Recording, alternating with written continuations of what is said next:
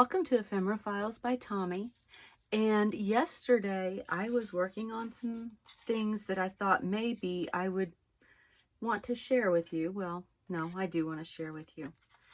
And right now they don't look like much, but they started out as stamping off paper. And that's where I use a piece of blank paper. And when I need to protect my desk and I'm stamping on something and the stamp is larger or it's going to come off the edge, I put a piece of paper down and I keep that paper because I don't throw it away. I use it for other things. And I was working on a couple of my other stamping off papers and I should have taken a video. I didn't think about it at the time. But this is where I am on these remaining 5. What I have done is taken my stamping off paper and cut it into the sizes of journaling cards. And I tried to, if it looked like it had a definite direction, I tried to cut it in a direction that made sense for the card. Like this one has words. They're not legible, but there's words, and so it's obvious that it needs to go this way. At least if you're an English speaker, they go that way. Other languages I know go other ways. So if you're using stamps that have other languages, you might want to make sure you're doing it the right way directionally. This one had some clocks on it, and the 12 and the 1 and the 12 and the 1 were both right there, so it seemed to lend itself to this way. The next thing I did after cutting those into strips was I took index cards. Now these are the extra large index cards. They're 4x6. I got them at Dollar Tree a long time ago. This is what's left of my stack of 100, so at some point I may need to get some more. Well, I will, but it depends on when I'm able to. And I glued that to the back of my stamping off papers to give it a little bit more heft, because copy paper doesn't have a whole lot of strength and weight on its own. Then I took plain white tissue paper, just like this.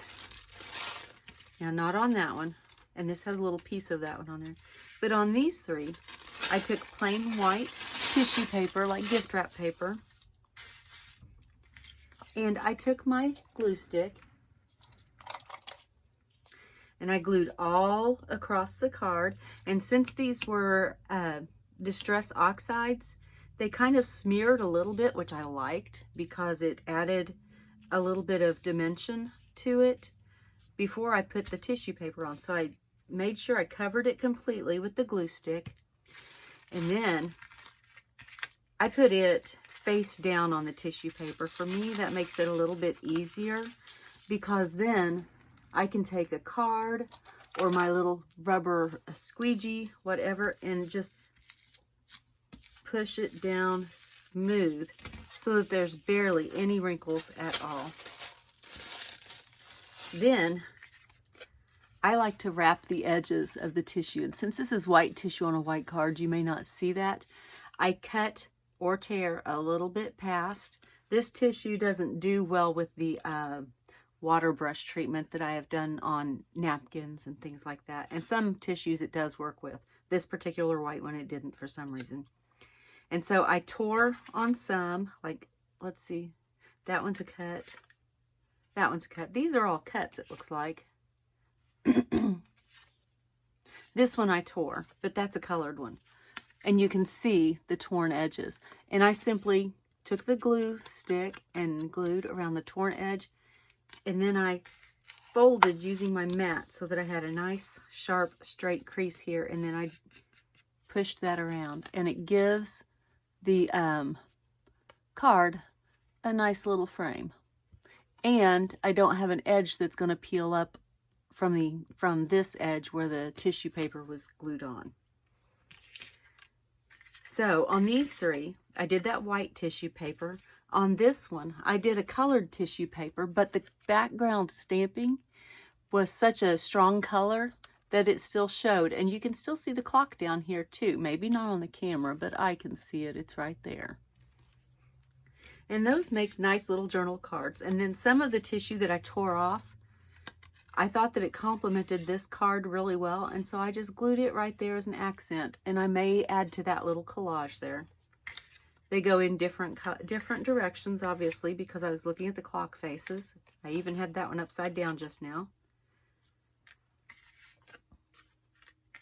And so that's just a really, really simple way to use your stamping off papers. And these are some pieces that I liked that were cut off extra. This one says time. This has one of the little fancy clock hands on it. So I'm not throwing those away. I will use those in collage. A couple of the cards that I do have complete, these I may or may not deem finished. I haven't decided yet. Set them to the side. On this one, I took one of the extra pieces that I liked, and it had a portion of a clock face on it like this. And so I found this clock face on my stamp set. It is this set right here, the Kelly Panacci clear stamps. And with the pumice stone, because it's a lighter color, I didn't want black on top of this stamp. I matched up the 6 and the 7. No, was it the 6? 1, 2? No, the 11 and 12. Oh my goodness. Roman numerals and I were not friends. And I made a little tab. Then I put an eyelet through there. I'm still learning my crocodile. I really don't think that that is quite how it's supposed to look, but I'm getting there. And put some little ribbons through there that match my tassel that I made for this journal. Some of the same ribbons that are left over from there. And there's that card. And this one, I'm trying to use the acetate that's in the journal as well. I don't know. Yes, you can see it right there. And what I did, I covered this card with another tissue paper that also let the background show through. And I have washi tape around the top, just as an added little thing, an added texture or whatever you want to call it, design. And then I took another index card and I traced the shape here because I had a big green line that I don't know if you can see that or not, that the tissue paper didn't cover up very well, and I just didn't like the way that looked. So I thought I'll make a pocket, but I don't want to cover up that because I like the way it looked under here. So I took a piece of acetate, I cut this shape out of the index card following this edge, and then I turned it over and I glued down the edge of this sparkly tissue paper. It's like a birthday party tissue paper. I think everybody has probably seen it because it's everywhere. And then I cut my acetate and I glued it to the back of this shape. Then the outside of the tissue I cut way out and I wrapped the acetate with that. And then I glued that to the index card because acetate and glue, they just don't work very well together. And I'm also, just for a little added measure, I'm going to take it to my sewing machine and stitch around there. And that will give it a little bit of a collage effect. It also allows you to see the card. Let's see if I have something small that I can stick in there. Surely, on all this mess, I have something. Come on, here, a Post-it note. And you can see the ticket, the card through there, or the ticket, or whatever I put in there. And I liked that. I liked having the pocket on the journaling card. And that was the golden ratio, in case you're wondering what was on the ticket. So that still needs to be finished. I feel like I need to add something else to this, so that will still need to be finished. These are all still works in progress. I'm going to set them to the side because I do want to show you how I do the tissue covering. I am making a mini journal to go in the Wild Hare Kits journal challenge. Let's see, did I say that right? To go into the Wild Hare Kit challenge journal. And I put some papers together and I took each of my inks, my 19 inks that I'm using, And I used my, I don't know, is this called a ledger stamp? I use it a lot. And I stamped one page in each color. I didn't even try to be straight because that wasn't going to happen, so I purposely made most of them crooked. Some of them ended up straight accidentally. And then I had 2 sheets of these stickers. They're all different stickers, but 2 sheets in that kit that I needed to figure out how to use. And I thought, you know, this little bonus journal, that would be a good place to use several of them. And so they are in here every so often. I think that they really look cute in there. And then I transferred all of them that were left on this sheet onto this sheet because I wanted this one, because it is going to help make my cover. So I have this tissue paper, and it has the best is yet to come over and over again. It's some wedding tissue paper that I got probably 2 years ago. When was it Taylor got married? No, that was last year. And since my journal is called Don't Quit Your Daydream, that's always dreaming about the future and planning for the future and looking forward. And so I thought that this fit. So here is another of my stamping off papers. I really, really like it, but I want to make sure I cover it with something so that I get that bonus of the color and the words. And I want to make sure that the best is yet to come shows well on the front. So the first thing I'm going to do is not get my stamping off paper, but I am going to get my glue book. This is not what most people call a glue book. I think a glue book is actually a term for a type of journal. I'm still a little confused about that. And I keep trying to turn it over. I want to glue this side because I'm going to put the tissue paper on it. I need to remember to turn the tissue paper over. I already know where I'm going to place this on there, so I'm good with that. And I like the clocks, and I know that they'll show through. This is the side that I want to be the cover. So here we go. If I can get my glue stick open, oh my goodness. Okay, that's never happened to me before. And I'm sorry, I was way over at the edge. I'm sure I was still on screen because I was still on my mat that is supposed to keep me under control with all of this, or focused, or however you want to say it. And I need all the help with focus that I can get. I mean, I already have ADD, and now all this other stuff is coming up, and I'm really having trouble concentrating on things. Yesterday, my husband and I organized, purged, rearranged all the drawers and cabinets in our kitchen. We got rid of a lot of stuff. We now have some empty drawers and cabinets. And a whole pile of stuff that's going to be donated. Some to our children, because we have 6 adult children. And the rest will go to other friends. And what doesn't get taken from all of that, we will take to a thrift shop.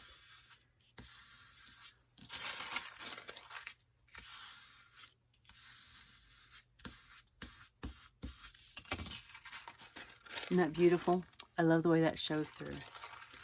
Now, I am going to tear these edges, but I'm going to tear it between 1/4 and 1/2 inch away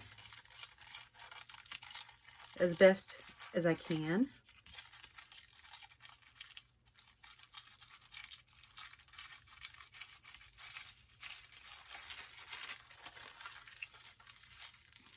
I already placed it about 1/4 inch away up there, so I don't really have to worry about that. Tissue paper has a grain, so it's going to tear more easily in a straight line one direction than the other direction. And usually if it has words on it, it's going to be going up and down is the grain. So there we go. We've got that. Smooth it out just a little bit more. Make sure I've got all of that glue in contact with the paper. Now, I'm going to have to wash off my mat, but that's okay. I'm used to it. Now I'm going to take my glue stick again, and I'm just going to put glue on the tissue paper itself. And it looks like I probably need to turn a page over. I got this book for $1 at the Dollar Tree. It's a thesaurus, and it's not even a really good thesaurus. I mean, for $1, it's not going to be great. But it's perfect for this. And then I take, and I'm using my mat to help get that straight line. And I use that straight line to push that over and smooth it down. And then I continue that all the way around. I will fast forward you through all of this part. You can watch, but you won't have to wait and listen.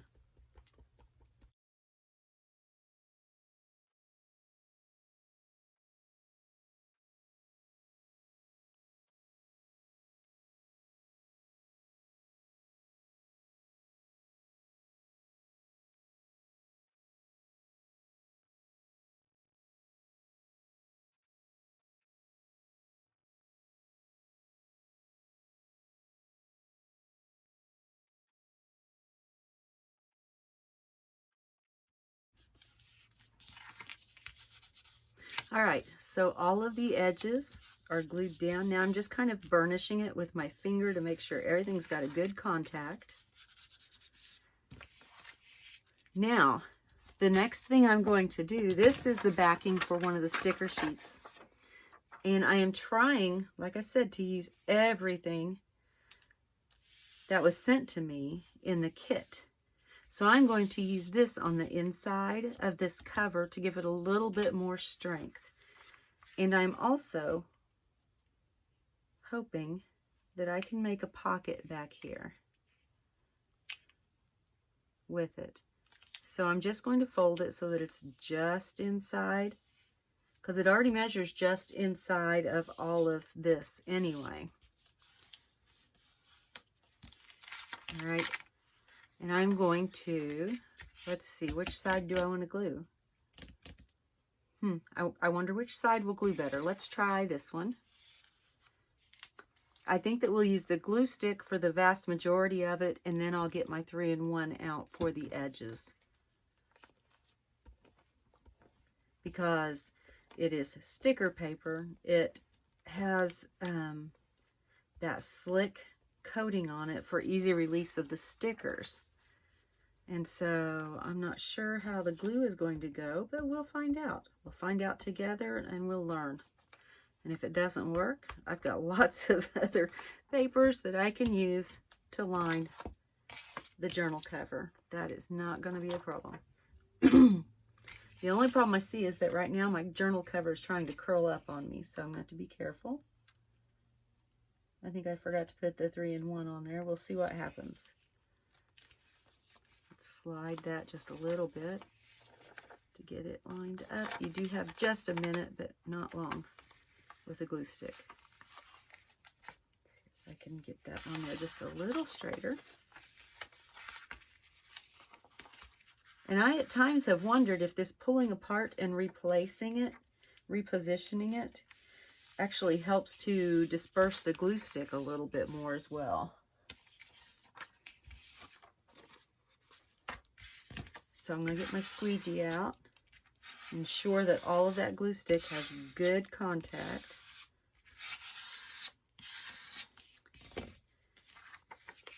And it looks to me like we're not going to need to put the 3-in-1 on the edge there. I do have to determine how I'm going to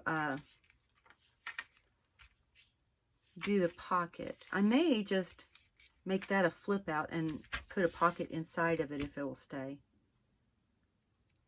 I don't know. I'll think about that part. But right now, I need to, I'll go ahead and put the journal together now. Now my journal, this one measures 5 1/4 by, I believe it's 3 1/2. I'll get a ruler out and tell you for sure. By 3 7/8. So it's almost 4 by just over 5.5. All right. And I am going to tie this together with some of the string that I still haven't used. This is everything in the kit that I have not used yet. Well, plus that sheet of stickers that I'll put back in there. And I have the stencil package in there, and honestly, I'm probably not going to use the stencil package itself because that's how I store my stencils, and I don't want to mess that up, so I'm going to take that out. But everything in here I still have left to use. I'm down to that much, so I think that's pretty good, and that includes this big old wad of plastic here, acetate, that I have used some of already. It's getting there. It's getting there. Okay, so I took this out of the kit, the Wild Hare Kit, and I do believe I just tied a big old knot in it. Nice. And I'm going to use this to bind this journal, this little mini journal. I am going to make a 3-hole pamphlet stitch because I have a couple of papers in here that are like that big. And I want to make sure that everything gets caught and attached. So this is a piece of packaging, and it feels like the pool noodle type material. And I use it as a backing for when I punch with my awl. And since this is such a small book, I am going to just use some of my little paper clips to help me hold the pages in place. These are my big little paper clips. I have smaller ones. See, isn't that cute? But I want the bigger ones right now. And I'm just going to eyeball it. I really don't have to measure this one because I'm going through the journal cover at the same time as the journal pages. So it will all be aligned. And I won't be taking it apart to punch holes or to measure or anything. I know that that is approximately the center. So I am going to make sure I'm on my block. And I'm just going to push down with my awl. And then I have learned that it's better for me if I go through and do the other side as well. Because for some reason, I don't know, it just helps. Kind of odd. All right, now I'm going to go. Actually, I'll use these lines. 1, 2, 3, 4, 5, 6, 7, 6. I don't like number 6, but that looks to be about the best place. So we'll go on that, turn it over, go this way, and then 1, 2, 3, 4, 5, 6. I have somewhere, and I don't know because I rearranged my studio here recently. I have somewhere those little hole reinforcers, and I would love to use those on this, but I can't find them. So we're just going to go ahead and finish sewing this together.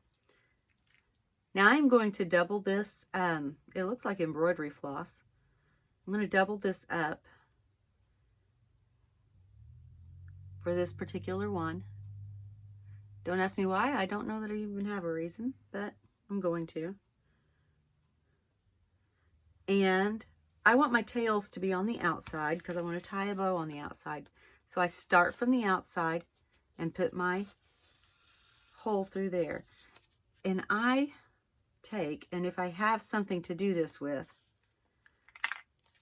in a space to do it, I will take and clip the end of my binding thread that far out if I can to the edge of the journal. Then I go up through the top, come all the way down, go through the bottom, then I go back through the center hole, coming up on the other side of this long piece from where that one is. You see that? Okay. And then I will carefully pull in both directions to tighten that up. And Usually my needle is not still on here by this time, but because I doubled it up, I needed to leave it on there. I'll cut it off now. Whoops, not the needle. I'll cut the thread. Okay. Then I will tie an overhand knot, just like I was tying a shoe. And then I will go back and kind of like tying a square knot, I go through. But I don't stop there. I take it through again. That same end of the yarn goes through again. And I was told that that was called a surgeon's knot. Other people have heard it called a fisherman's knot. Somebody else told me another kind of knot. And that's all fine. I don't really mind. And then, because I wanted this to be a little fluffy dangly, I'm going to cut each of those loops so that they are free and open. And I think I got them all except for this one. This one just feels a little long to me, so I'm going to trim it off.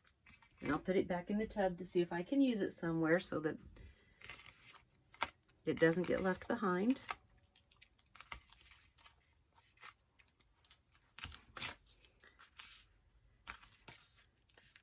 And there is my mini journal that I used my stamping off paper behind tissue. And I really like that look. I think it looks beautiful. And so here we'll do a real quick flip through. Let me put my lid on my awl and put my needles back into my foam so that nobody gets hurt. That would be me. Let's see, this goes in the pokes and pulls section. There we go. Alrighty. Now for a quick flip through. I do not guarantee that it's finished. I may go back and add some things. But here we go. And that sticker paper is sticking in there very well, and it does give that just enough extra strength. This is one of my beat dyed paper prints. It was not a good one because my printer was running out of ink, but I thought it would work in here. I have different papers. I have the stickers from the kit are in here. This is more like a little journal or a list making type booklet. Lots of room to write, lots of room to make notes.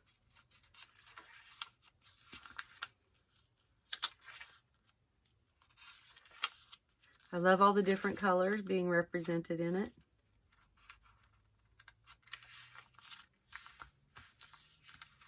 Now, since I just sewed it, I will have to go through and press all my pages down. I haven't done that yet, obviously, because you would have seen me do it if I had. But there's just a quick little journal that's basically made out of scrap papers. And I think it's gorgeous. So, I'm probably going to tie a few little things on there. And that'll just slide right into my Wild Hare Kits Challenge Journal. I want to thank you for joining me today. I encourage you to try using up your scraps. Don't just throw things away. Heaven forbid we should throw anything away, being crafters. And I want to remind you to be kind, always. Bye.